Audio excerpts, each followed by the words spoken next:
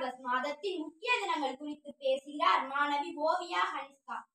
வானொலி நேயர்கள் அனைவருக்கும் என் பணிவான வணக்கம். என் பெயர் மா கனிஷ்கா. என் பெயர் சி ஓவியா.